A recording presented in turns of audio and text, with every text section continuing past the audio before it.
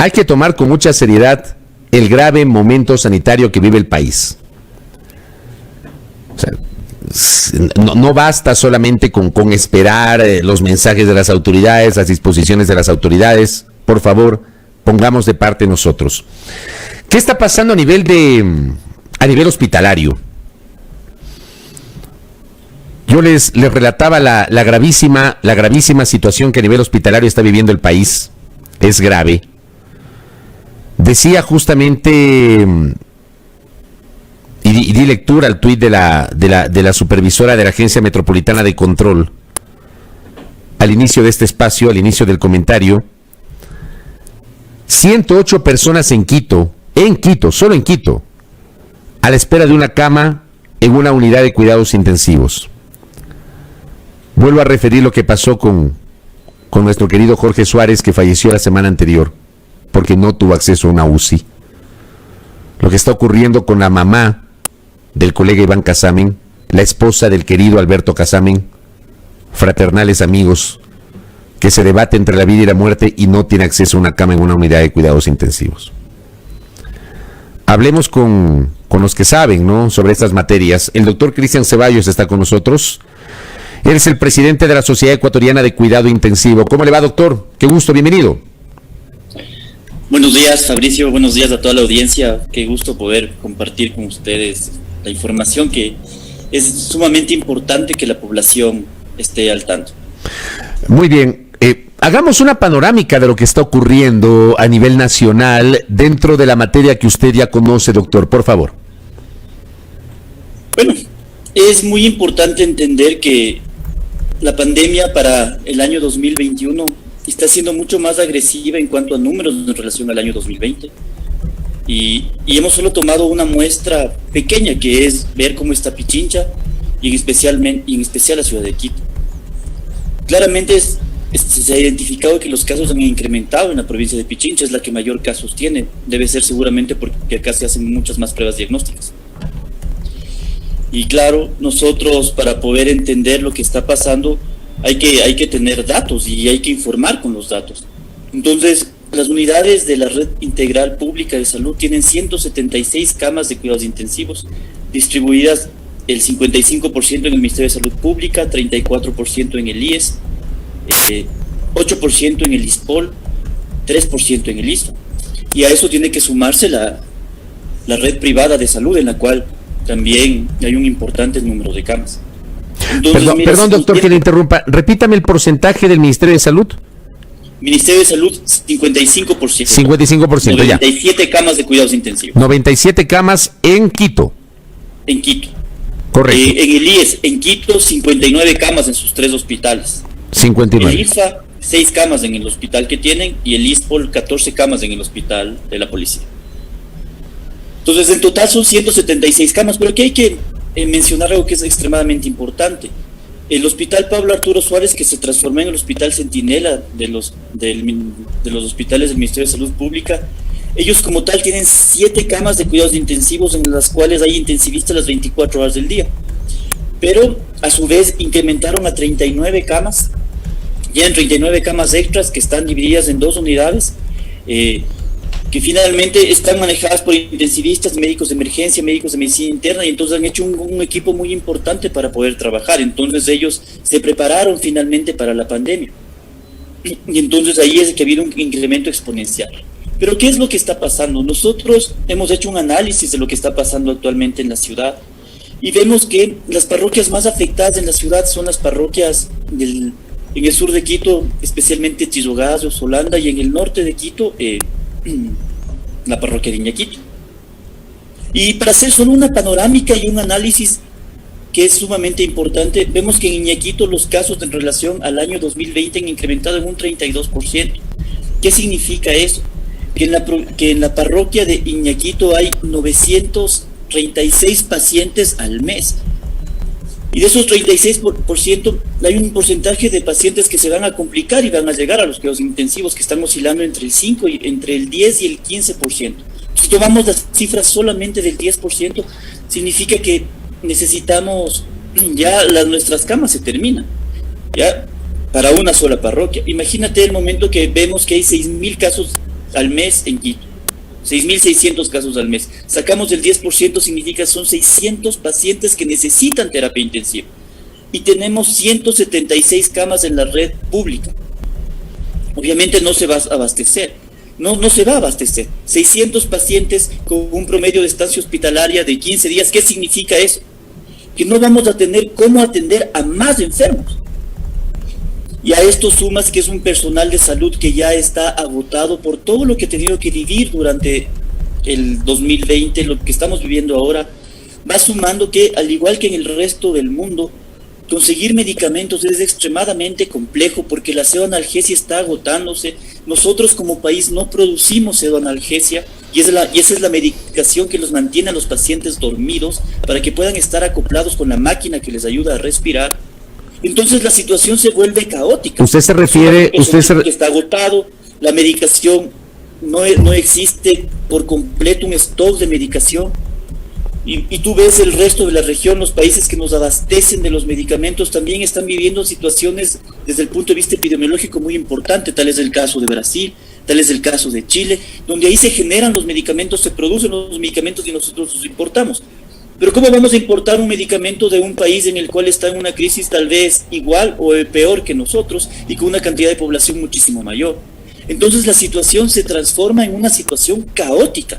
Y aparte de esto tienes que sumar otra situación que es sumamente importante, que las otras patologías también están presentes. No es que la gente ya dejó de infartarse, la gente ya no tiene, la población ya no tiene accidentes de tráfico, la gente ya no tiene eventos cerebrovasculares que requieren cuidados intensivos, que los pacientes ya no requieren operarse las cirugías programadas de corazón, las cirugías neurológicas. Entonces, ¿cómo más el sistema de salud está explotado? Finalmente ya no hay capacidad y si es que no se toman las decisiones adecuadas en estos momentos, en lo cual debe primar la vida, la situación va a salir mucho más fuera de control. Porque todos los respiradores están llenos, y esto no solo pasa aquí en la ciudad de Quito, en Ibarra pasa exactamente lo mismo. Justamente un colega que trabaja en Ibarra nos alertaba de que ya el oxígeno estaba por agotarse, que había muchas colas para obtener oxígeno, y la situación es muy complicada. Y ahora sigue sumando problemas, lamentablemente, qué feo decirlo, pero en lugar de que vengan soluciones, sigue sumando problemas, porque ahora tenemos la variante británica que está aquí en el país, la variante brasileña, que finalmente se nos ha informado y tienen los trabajos ya que es una variante que afecta mucho más a la población joven, y eso lo puedes ver porque ahora mismo los pacientes que están ingresando son pacientes en edad joven, entre los 35, 50 años, que ya vienen con complicaciones respiratorias severas y que necesitan soporte ventilatorio. Oiga, doctor, sobre esta parte, antes de hacer otras preguntas, pero ya que está abordando el tema de las variantes, ¿cuál es la diferencia digamos, de la cepa que llegó inicialmente al Ecuador con estas variantes, la británica y la brasileña, que ya están aquí? Las propias autoridades ya han confirmado que están aquí, doctor. Bueno, la diferencia con lo que vivíamos antes es que estas son de mucho más fácil propagación. Entonces los estudios indican que son 9 meses, entre 7 y 9 veces se propaga mucho más rápido que la variante anterior, y la afectación es mucho más importante en jóvenes. Entonces esta es una alerta súper importante para la población. Es penoso lo que voy a decir, pero no existe política pública, y al no existir política pública, la población también debe hacer conciencia de tratar de salir lo menos posible y hacer las actividades estrictamente necesarias, porque lamentablemente uno sale, tomas las precauciones, tú puedes tomar las precauciones de la máscara y todo, pero no estás con gafas para que te protejan los ojos, que es una probabilidad que también te puedes contagiar, y vas llevando el virus a casa y finalmente toda la familia está enferma, y la situación es una situación completamente fuera de control. Antes los pacientes que complicaban más eran los pacientes mayores de 50 años, pero ahora vemos que eso ya no es así, porque ya hay pacientes de 35, de 30, de 40 años que realmente están en condiciones desde el punto de vista respiratorio muy delicadas y requieren cuidados intensivos. Salas de emergencia completamente llenas, teniendo que improvisar con planes de emergencia en ese momento para poder atender cada vez mayor la demanda, porque tú ya te haces una panorámica de un número de atención de pacientes, pero esto está sobrepasando lo que ya planificaron los hospitales. obviamente con todos los COEs que hay en cada hospital, ellos planifican y evalúan cuánta necesidad más de camas van a tener, hacen proyecciones desde el punto de vista epidemiológico, pero esto ya está sobrepasando aquello. Y es por eso que hemos tomado esta iniciativa de poder hablar, de decir lo que está pasando, porque la situación realmente está fuera de control. Y son varios problemas los que se van sumando, ¿no? Doctor, usted me ha referido la panorámica de Pichincha y de Quito. ¿Tenemos tal vez una panorámica más nacional? ¿Es igualmente preocupante lo que está pasando en otras provincias y cantones del país? La panorámica nacional es así, es igual a la de Quito. Ejemplo, en el hospital, en Cuenca hay el hospital del Ministerio de Salud Pública y el hospital del IES que tienen terapia intensiva. Allá los casos han incrementado exponencialmente y obviamente las terapias intensivas de allá están con una sobredemanda increíble, y entonces ahí ya se tienen que tomar otro tipo de decisiones. Ibarra tiene 2 hospitales públicos, igual la situación está completamente fuera de control. En Manabí también la situación es extremadamente compleja. En Guayas nuevamente los casos están muy elevados y realmente no se han tomado decisiones importantes con el objetivo de ¿qué? El objetivo es alivianar la cantidad de pacientes que vayan llegando, porque no es lo mismo atender a 200 pacientes en un día que atender paulatinamente esos mismos pacientes en el curso de 14 o de 10 días, es completamente distinto. Y entonces esa es la parte de lo que hay que entender, justamente lo que conversaban colegas que ya han tenido entrevista con usted, el doctor Ortiz, el doctor Simancas, ¿no? Cuando hacían la curva y veían que no es lo mismo atender a esa cantidad de gente tan exorbitante que cuando la curva se va aplanando, entonces tienes un volumen constante de pacientes, pero no tienes esos picos tan marcados que van definiendo la vida en este caso. ¿Y cuál es la alternativa, doctor? ¿Qué es lo que proponen ustedes? Bueno, nosotros hemos tenido acercamientos con el COE Nacional, y una de las alternativas que hemos propuesto es necesariamente evaluar la posibilidad de volver al confinamiento para dar un poco de oxígeno a la salud. Y no necesariamente a la parte médica, sino a toda la población. Porque en ese momento vas a poder tener más herramientas para poder atender a los pacientes, no vas a tener esta sobredemanda, y como ya explicaba previamente, tienes un personal de salud que está agotado, a un personal de salud a la cual lamentablemente le han mentido con esta situación de la ley humanitaria que finalmente no logró, y me refiero a la ley humanitaria en el ámbito de la salud, no logró el objetivo que era dar nombramiento a todos los profesionales, y eso generó una expectativa equivocada en nosotros, y finalmente también sientes esa decepción, ¿no? El personal de salud siente esa decepción, que trabajó en primera línea, que está atendiendo a los pacientes en esta condición grave, y finalmente no se ha cumplido este ofrecimiento que hizo el gobierno nacional. Entonces, como te digo, son varios factores que van cada vez mermando la salud en nuestro país. Entonces ahora lo que nosotros proponemos como tal, y es la propuesta que ha llegado al COE Nacional, es que evalúen la posibilidad de un confinamiento por lo menos de 15 días. Porque la vida está antes que la economía. ¿Por qué debería ser? Si no hay vida, ¿cómo consumes? Doctor, ¿por qué debería ser confinamiento de 15 días? ¿Por qué 15 días? ¿Por qué no una semana? ¿Por qué no 3 semanas o un mes? ¿Por qué 15 días? Bueno, en la situación esta se ha evaluado tanto la parte de salud como la parte económica. Lo que dicen las cámaras, en teoría, tiene razón, ¿no? El país está desde el punto de vista económico muy complicado. Pero ya yéndonos al punto de vista técnico, esto va a dar la pauta de que si tú haces un confinamiento de 15 días, vas a tener de aquí en el tiempo una disminución de la ocupación de los hospitales en cuanto a terapia intensiva. Porque vas a hacer que el virus se encierre y finalmente la propagación, la contaminación no incremente. Y entonces eso termina siendo lo más importante.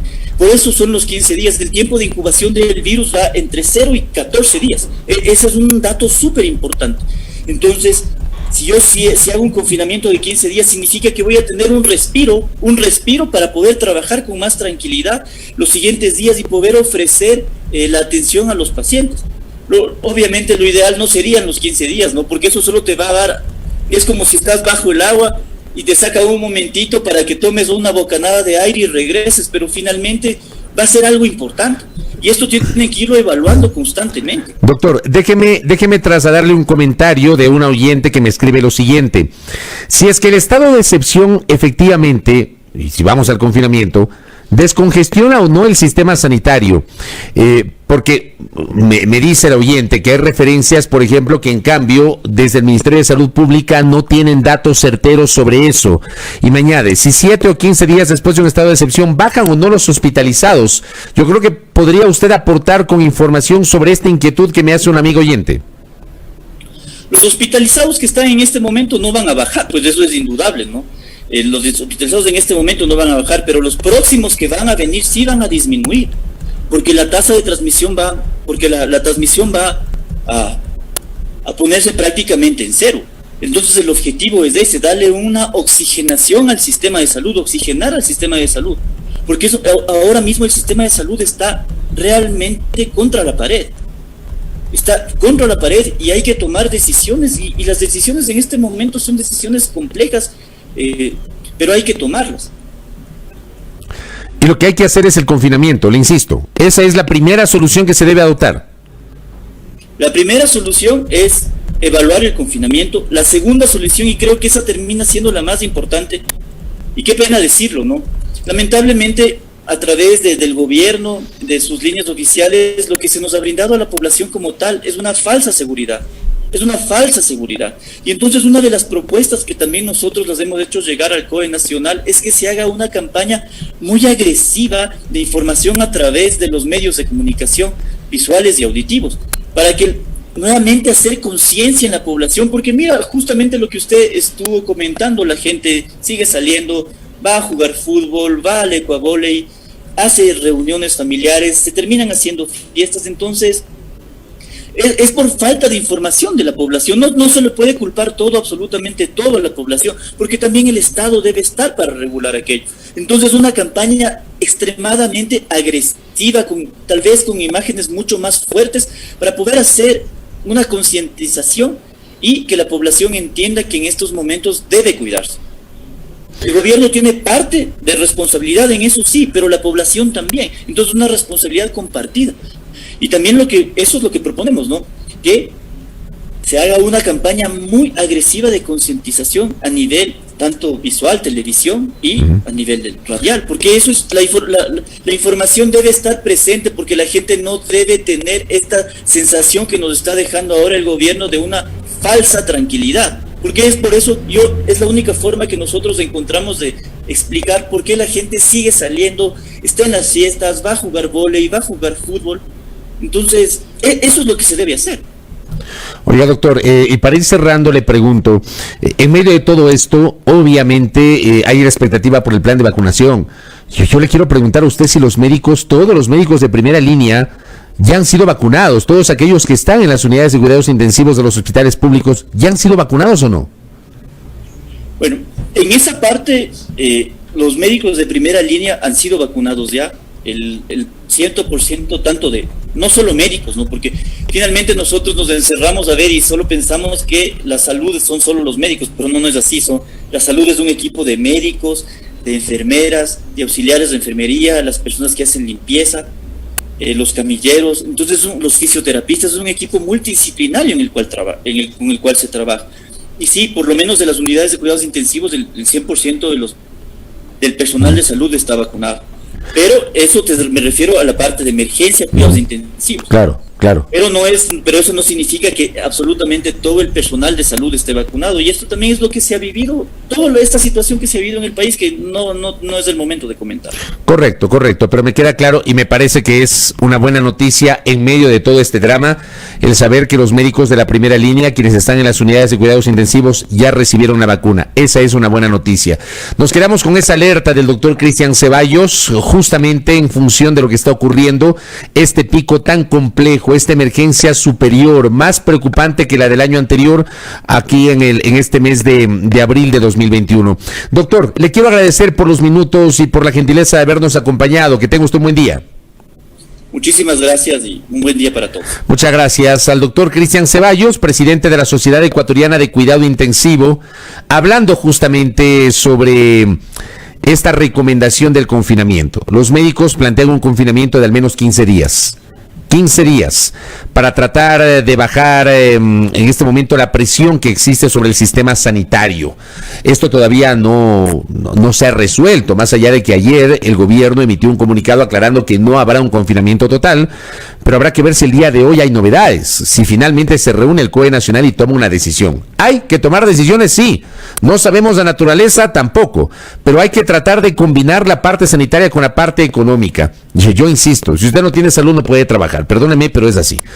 Hay que combinar las dos cosas. Por eso la importancia de hablar con el médico y la importancia más adelante de hablar con una dirigente empresarial. Estará con nosotros Verónica Sevilla para ver la posición de los empresarios en torno a este tema. 7:25 en la primera hora.